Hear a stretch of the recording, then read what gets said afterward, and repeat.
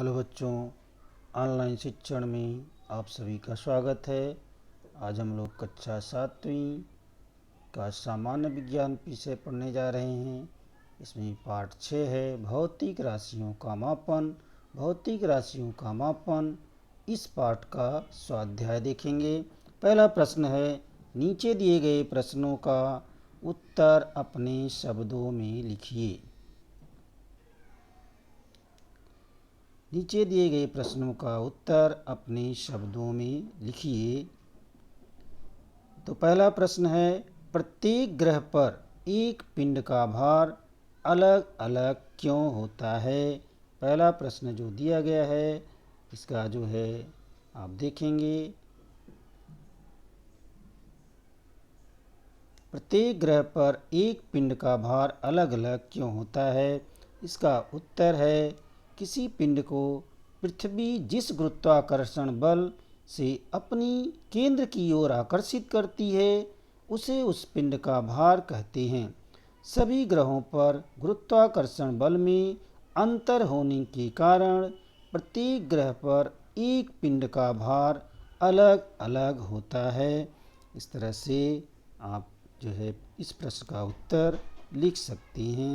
अगला प्रश्न है, दैनिक जीवन में, अगला प्रश्न जो दिया गया है, दैनिक जीवन में बहुमूल्य, विशेष महत्वपूर्ण और अल्प मात्रा। अगला प्रश्न है, दैनिक जीवन में अचूक मापन के संदर्भ में तुम कौन सी सावधानी बरतोगे।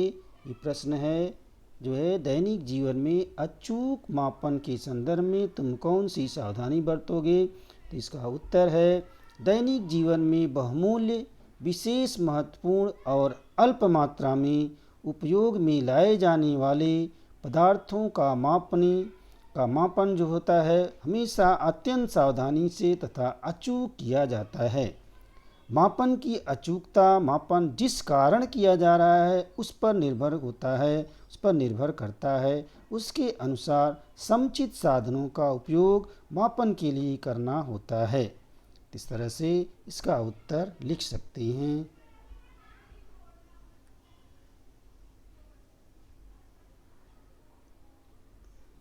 अगला प्रश्न है, नेक्स्ट प्रश्न है, द्रव्यमान और भार। द्रव्यमान और भार में क्या अंतर है। द्रव्यमान और भार में क्या अंतर है। इसका उत्तर है, पदार्थ में समाविष्ट द्रव्य को द्रव्यमान कहते हैं। द्रव्यमान अदिश राशि है। जिन वस्तुओं को हम ग्राम किलोग्राम में मापते हैं वह उसका भार नहीं बल्कि द्रव्यमान होता है। इस द्रव्यमान पर जितना गुरुत्व बल कार्य करता है उसे भार कहते हैं। भार सदिश राशि है। पृथ्वी पर अलग अलग स्थानों पर इसका मान अलग अलग होता है।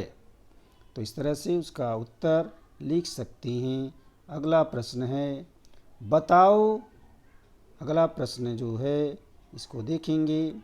यहाँ पे दिया गया है, बताओ मैं किसके साथ जोड़ी बनाऊं।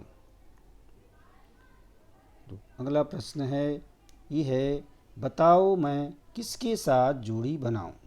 यहाँ पे दो समूह दिए गए हैं, समूह अ, समूह ब, और बीच में उत्तर लिखना है।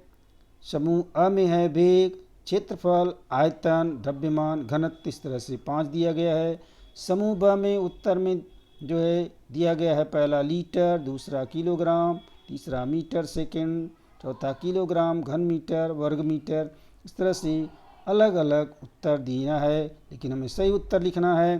तो पहला जो वेग है, वेग का उत्तर हो जाएगा मीटर सेकंड, यानी जो ई में दिया गया है ये इसका उत्तर हो जाएगा। नेक्स्ट है दूसरा क्षेत्रफल का उत्तर हो जाएगा वर्ग मीटर, जो कि ऊ में दिया गया है। तीसरा आयतन का उत्तर हो जाएगा लीटर, जो कि अ में दिया गया है।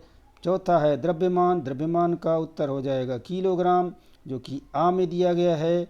पांचवा है घनत्व। घनत्व का उत्तर हो जाएगा किलोग्राम घन मीटर। ये जो है ई में दिया गया है, इस तरह से इसका उत्तर लिख सकते हैं। नेक्स्ट प्रश्न देखेंगे। उदाहरण सहित स्पष्ट करो। क्या स्पष्ट करना है? पहला अ है अदिश राशि। अदिश राशि, तो अदिश राशि के बारे में आपको लिखना है, केवल परिमाण की सहायता से पूर्ण रूप से व्यक्त की जा सकने वाली राशि को अदिश राशि कहते हैं।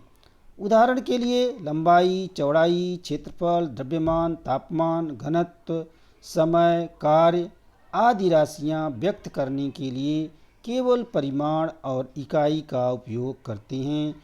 नेक्स्ट है इसमें सदिश राशि। सदिश राशि इसके बारे में बताना है, यानी सदिश राशि क्या है? परिमाण और दिशा की सहायता से पूर्ण रूप से व्यक्त की जाने वाली राशि को सदिश राशि कहते हैं। विस्थापन, वेग सदिश राशियां हैं। उदाहरण के लिए 20 किलोमीटर विस्थापन उत्तर दिशा में, इस तरह से इसका उत्तर हम लिख सकते हैं। नेक्स्ट प्रश्न है जो है चौथा, मापन में होने वाली त्रुटियां। मापन में होने वाली त्रुटियां उदाहरणों की सहायता से स्पष्ट करो। ये तो इसका उत्तर हो जाएगा। मापन में होने वाली त्रुटियां निम्नलिखित हैं। पहला, योग्य साधनों का उपयोग न करना। अगर योग्य साधनों का उपयोग नहीं करेंगे तो मापन में त्रुटि होगी। दूसरा है साधनों का योग्य पद्धति से उपयोग न करना। अगर जो साधन है उसका जो पद्धति से उपयोग करना चाहिए उससे नहीं करेंगे तो भी वहाँ पे त्रुटि होगी। यहाँ पर इसका उदाहरण दे सकते हैं, जैसे पेट्रोल पंप पर जितना लीटर पेट्रोल दिया हुआ दर्शाया गया है, वहाँ पे दिखता है, आपको देखेंगे मीटर चलता रहता है, तो पेट्रोल पंप पर जितना लीटर पेट्रोल दिया हुआ दर्शाया गया है उतना पेट्रोल क्या वास्तव में मिल रहा है, इसे सुनिश्चित करने के लिए प्रामाणिक माप की सहायता से जांच करना आवश्यक है। इसे ही प्रमाणीकरण कहते हैं। तो इस तरह से इसका उदाहरण हो सकता है। अगला प्रश्न है कारण लिखो। शरीर के अंगों का उपयोग करके मापन करना उचित नहीं है। तो कारण लिखना है, तो शरीर के अंगों का उपयोग करके मापन करने से मापन में त्रुटि हो जाती है, इसलिए शरीर के अंगों का उपयोग करके मापन करना उचित नहीं है, क्योंकि शरीर के अंग अलग अलग व्यक्तियों के अलग अलग हो सकते हैं। अगला प्रश्न है, निश्चित समय के पश्चात बाटों और मापों को प्रमाणित करना आवश्यक है। इसका कारण लिखेंगे उत्तर में, बाटों और मापों में त्रुटि आ जाती है, इसलिए निश्चित समय के पश्चात प्रमाणित करना आवश्यक है। इस तरह से इसका उत्तर हो सकता है। अगला प्रश्न है, अचूक मापन की आवश्यकता और उसके लिए उपयोग में लाए जाने वाले साधनों को स्पष्ट करो। इसका उत्तर हो जाएगा, बहुमूल्य, विशेष महत्वपूर्ण और अल्प मात्रा में उपयोग में लाए जाने वाले पदार्थों का मापन अचूक किया जाना आवश्यक है।